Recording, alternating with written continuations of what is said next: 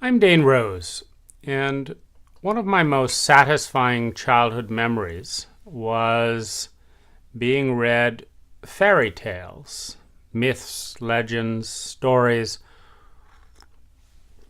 by my father in upstate New York, where I grew up from age 2 to age 10.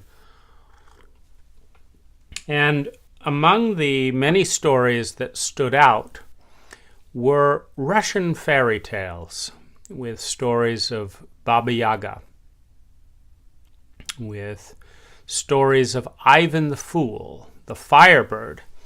And this book in particular, which I purchased on Amazon, I remembered the cover of the book. And it's quite a thick book. Now, there was something else that I came to realize when I reviewed the stories as an adult. I had read the book Iron John, a Robert Bly translation of a German story, Iron Hunts. This, by the way, is Russian Caravan. It's a smoked black tea with a little almond milk. That's quite delicious, along with a hand-baked, freshly made chocolate chip cookie by my sweetheart. I noticed that it was almost as if some of the stories were guides to journeys within the soul, were guides to working within the language and the landscape of dreams. I noticed that I could glean certain insights from the personas in the book and what they told me about some of the personas inside each one of us. In particular, one of the themes in Russian fairy tales is the story of the quest. In Joseph Campbell's language, it might be called the hero's journey. In every hero's journey, there is a challenge. And at some point in the journey, there is a magical or mystical element as we head outside of the traditional states of consciousness. In the Russian fairy tales, this is often referred to as the thrice ninth land of the thrice 10th kingdom. And there's other ways, whether it's someone journeying down into the center of the earth. There's other cues as to when the character in the story is entering a different state of consciousness than normal waking state.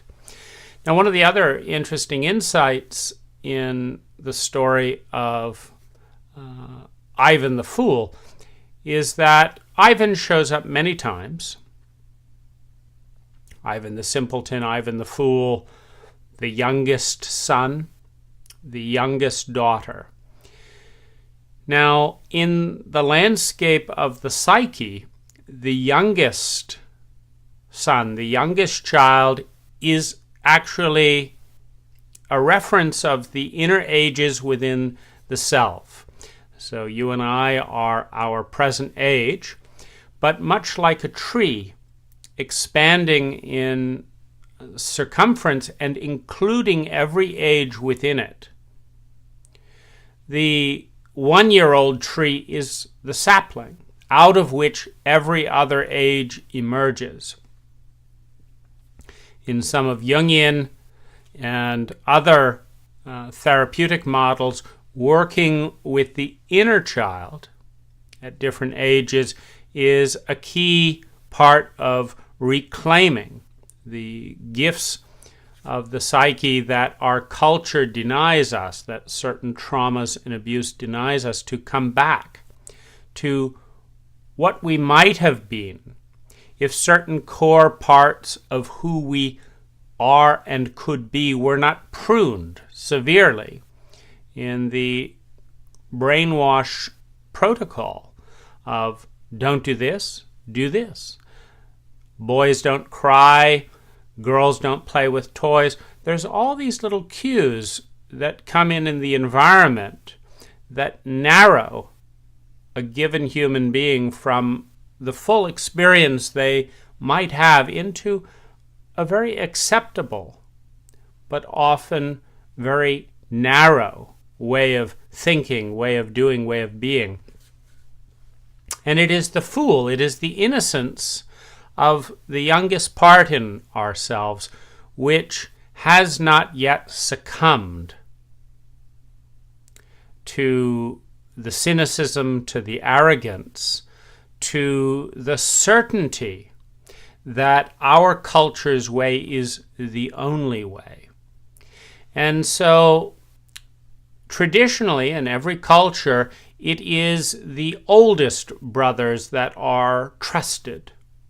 So the king, which represents the ego in the power structure, which represents our own thought process, meaning if you are going to pay, if you needed to come up with $1 million in the next 30 days, where you turn to if you set out on that quest is the tried and true, the familiar terrain.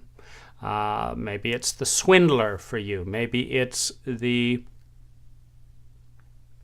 salesman. Maybe it's the manipulator. Maybe it's the manipulator, blackmailer, etc. Maybe it's the confident and aggressive businesswoman or businessman that you turn to that says, oh, I know how to do this, and I know which part of me can get this job done. And traditionally, we always turn to the older brothers, the older parts of the self, and give the job to them.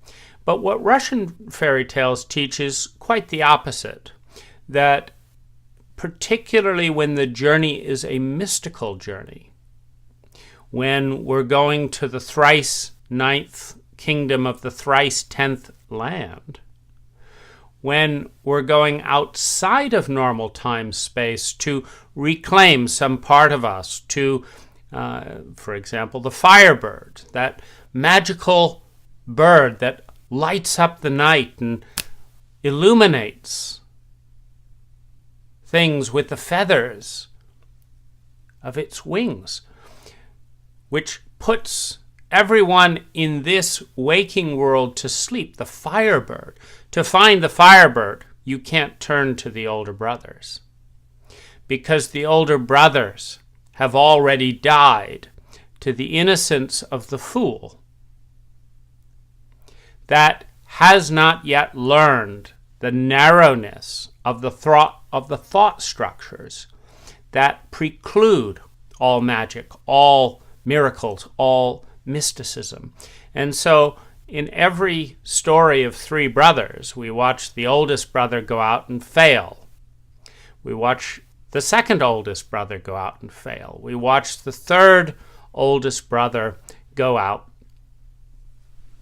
the fool. And we watch the king confident. The king is the ego self. That's you and I. If we're going to challenge, deal with a task, we don't turn to our feminine side. We don't turn to our innocence. We don't turn to our naivete. We don't turn to our curiosity and our wonder and our embrace of the unknown.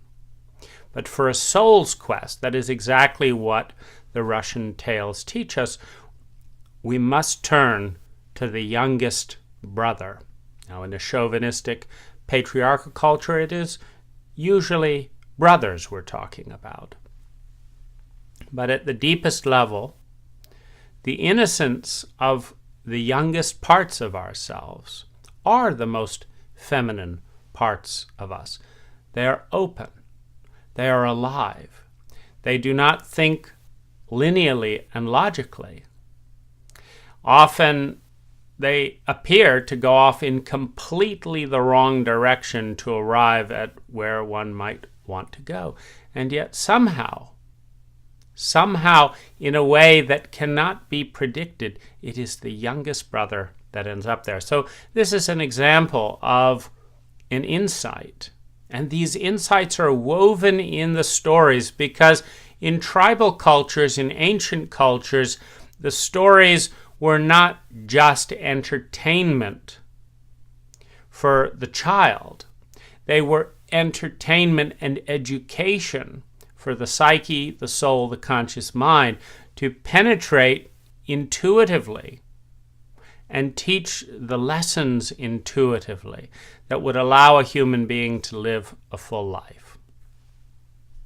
So with another cup or another sip of Russian Caravan. It's a choice organic tea called Russian Caravan if you're interested. Let's go on to the next story.